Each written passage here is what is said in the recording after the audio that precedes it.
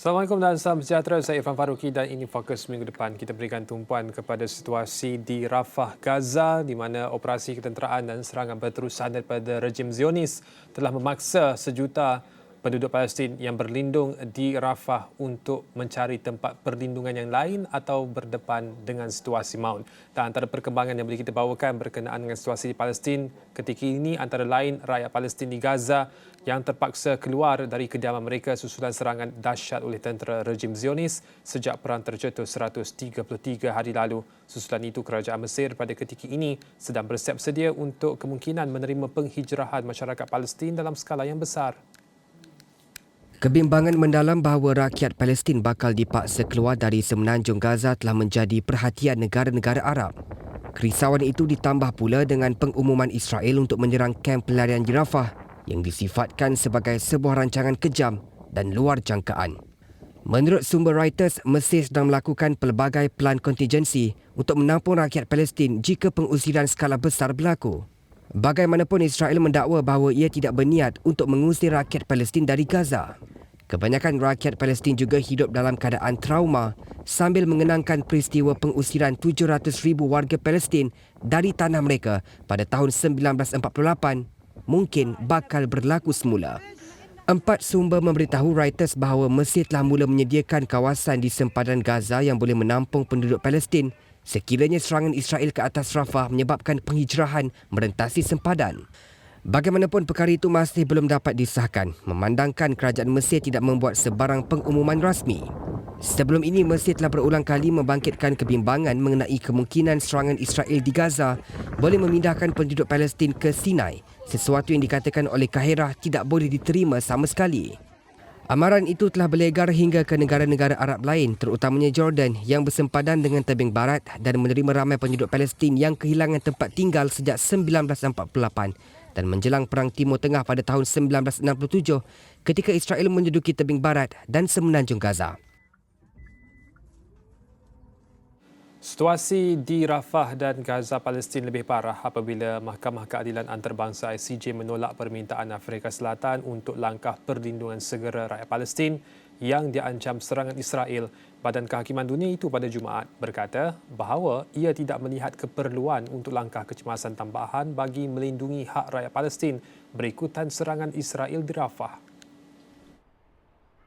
Dalam satu kenyataan, ICJ berkata meskipun keadaan berbahaya di semenanjung Gaza dan Rafah menuntut perlindungan segera, namun ia tidak mendesak untuk menambahkan langkah-langkah perlindungan tambahan.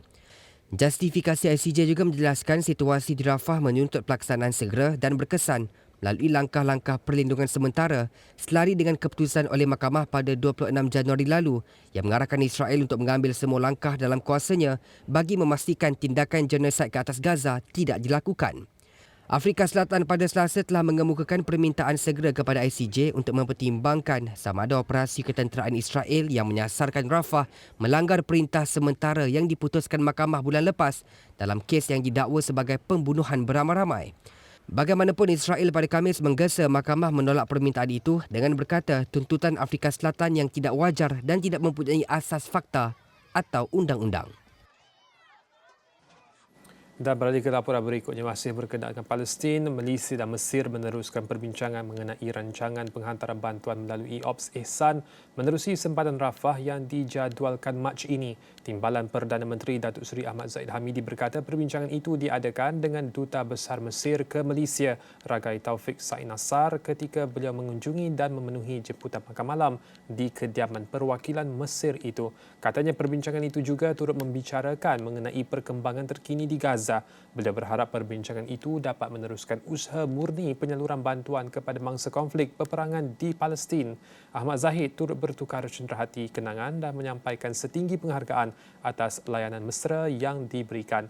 Beliau berkata kunjungan itu akan menyerlahkan keakraban hubungan diplomatik antara Malaysia dan Mesir di samping membuka ruang pertukaran pandangan mengenai isu-isu penting serantau dan global selain peluang meningkatkan kerjasama ekonomi, kolaborasi pendidikan dan memperkukuhkan hubungan dua hala.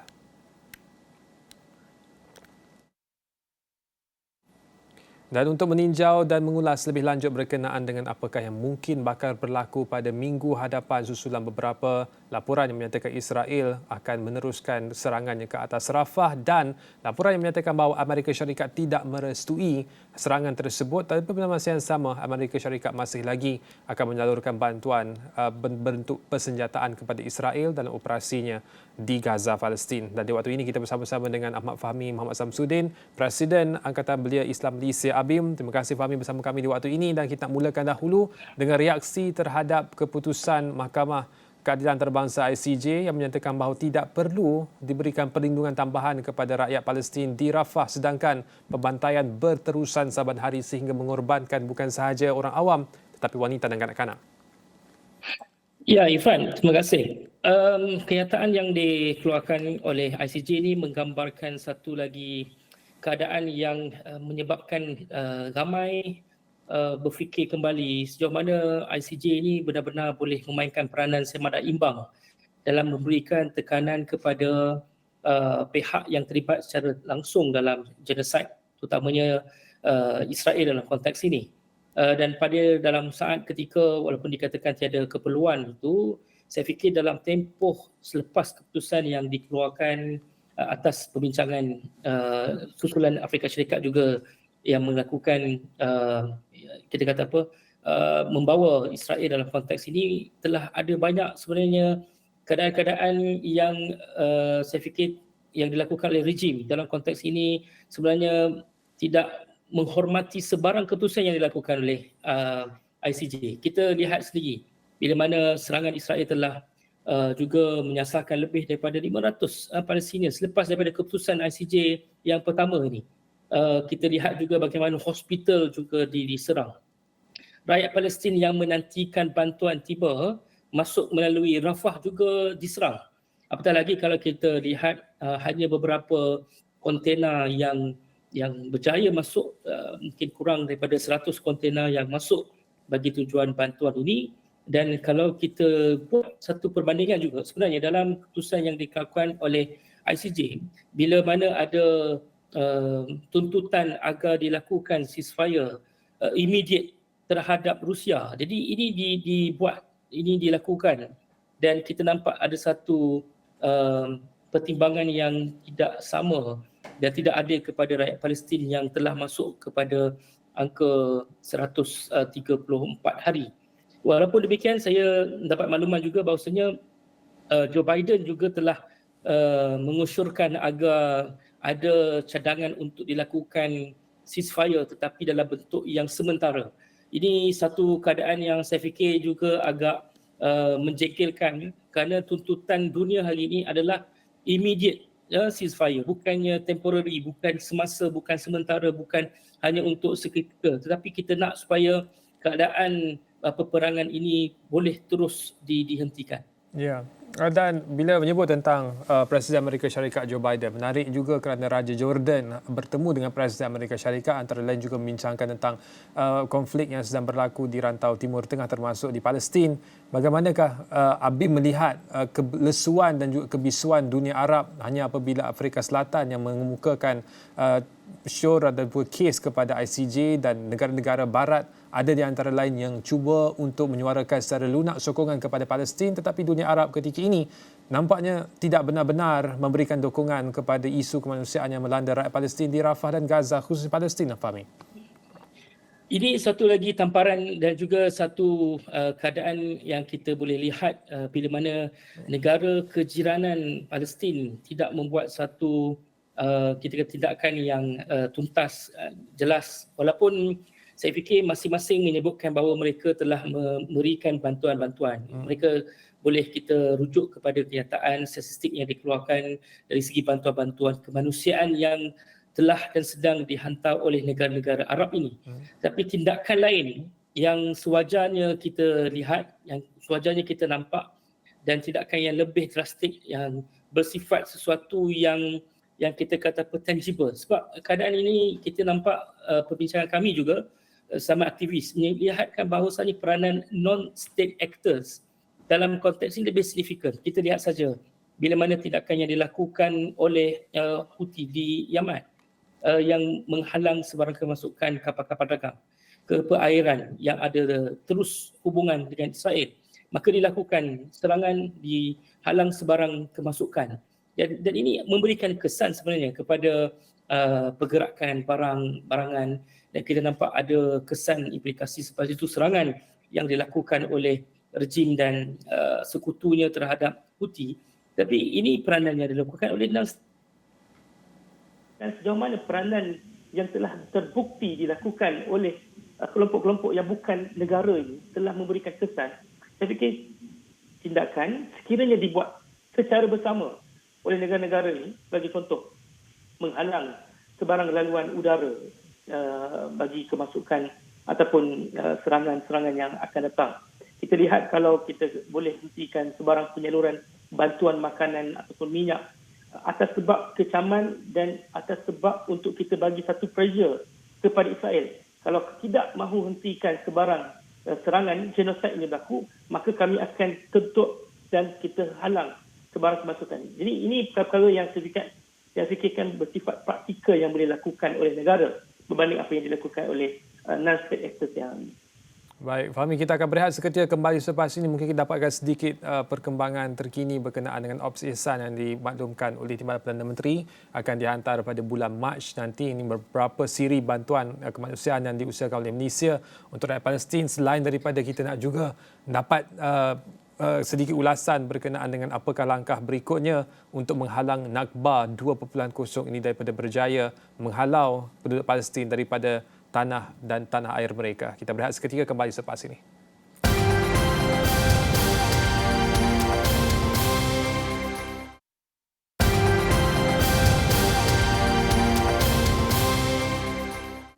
Baik, bertemu kembali dalam Fokus Minggu depan, masih lagi berkenaan dengan isu Palestin yang pembantaian Israel ke atas Rafah ketika ini semakin memburuk, dan antara perkembangan dunia yang boleh kita bawakan ketika ini apabila Perancis membuka pintu ke arah pengiktirafan negara Palestin dan menganggap ia bukan lagi satu perkara yang dianggap tabu. Presidennya Emmanuel Macron berkata Paris boleh membuat keputusan jika usaha untuk penyelesaian dua negara terhenti kerana bangkangan Israel. Pengiktirafan Perancis secara unilateral tidak akan banyak membantu mengubah keadaan di lapangan tanpa rundingan yang benar, tetapi akan memberi kesan secara simbolik dan diplomatik. Perdana Menteri Israel Benjamin Netanyahu telah menyorakan penentangan terhadap kedaulatan Palestin. Penggubal Undang-Undang Perancis mengundi pada 2014 untuk menggesa kerajaan mereka mengiktiraf Palestin, satu tindakan simbolik yang mempunyai sedikit kesan terhadap pendirian diplomatik Perancis. Komen Macron adalah kali pertama seorang pemimpin Perancis membuat cadangan sedemikian dan menyerlahkan gesaan pemimpin Barat ketika angka korban di Gaza akibat keganasan Israel meningkat kepada 28,000 orang. Menurut Macron, Paris dan rakan kongsi terutamanya Jordan sedang mengusahakan secara bersama penyelesaian dua negara. Komen Macron mungkin bertujuan untuk menambah tekanan ke atas Israel. Walaupun kebanyakan negara membangun mengiktiraf Palestin sebagai sebuah negara, kebanyakan negara Eropah Barat tidak, dengan alasan bahawa negara Palestin yang merdeka harus muncul daripada rundingan dengan Israel.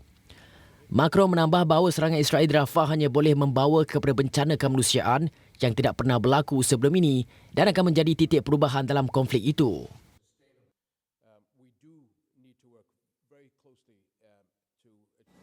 Dan berikutnya, Amerika Syarikat, Arab dan Eropah bertemu di Munich, Jerman bagi membincangkan kemajuan dalam merumuskan rancangan untuk Gaza pasca perang yang akan dikaitkan dengan memulihkan hubungan antara Israel dan Arab Saudi. Setiausaha Negara Amerika Syarikat Antony Blinken, Menteri Luar Arab Saudi Putra Faisal bin Farhan, Menteri Luar Jordan, Qatar, Jerman, Britain, Perancis dan Itali antara pemimpin yang berhimpun di luar persidangan tahunan keselamatan Munich. Pertemuan itu adalah yang pertama dalam format sedemikian sejak perang meletus pada 7 Oktober lalu antara Hamas dan Israel. Matlamatnya adalah untuk negara Amerika Syarikat, Eropah dan Arab berkongsi perbincangan yang telah mereka lakukan mengenai Gaza selepas perang. Ini termasuk normalisasi Israel-Saudi, integrasi Israel yang lebih luas ke rantau itu dan jaminan keselamatan, laluan ke arah negara Palestin serta bagaimana untuk memperbaharui pihak berkuasa Palestin. Negara-negara Barat dan Arab telah mempamerkan perpecahan mengenai konflik Israel-Palestin dan tidak balas mereka kebanyakannya adalah cuba untuk meredakan keadaan kemanusiaan di wilayah itu. Walau bagaimanapun dengan jumlah korban awam yang semakin meningkat, terdapat desakan untuk sekurang-kurangnya menyusun sesuatu apabila terdapat gencatan senjata dapat dilakukan. Washington telah mengetuai rundingan dengan Sekutu Arab selari dengan rundingan untuk memastikan pembebasan tebusan Israel yang diculik Hamas. Pegawai Amerika Syarikat berkata, perjanjian tebusan itu akan menyaksikan pembebasan baki 133 tebusan dan mencapai jeda yang berpanjangan untuk menghentikan pertempuran yang telah mengorbankan 28,000 rakyat Palestin. Seorang diplomat Eropah berkata Amerika Syarikat telah bekerjasama dengan orang Arab dan langkah yang baik untuk mendengar perbincangan mereka. Israel telah berikrar untuk menyerang Rafah, wilayah paling selatan di Gaza, di mana menjadi tempat pelindungan terakhir rakyat Palestin. Dengan sebahagian besar pentadbiran Amerika Syarikat menyokong Israel dan memasuki tempoh pilihan raya, beberapa negara Eropah berminat untuk menggunakan hubungan kukuh mereka dengan negara-negara Arab untuk turut membuat inisiatif yang sama.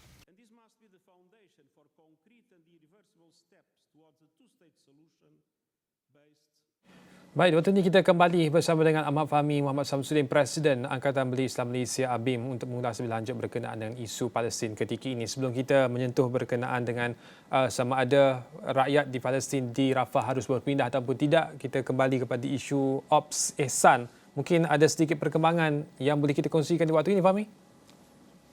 Ya, baik.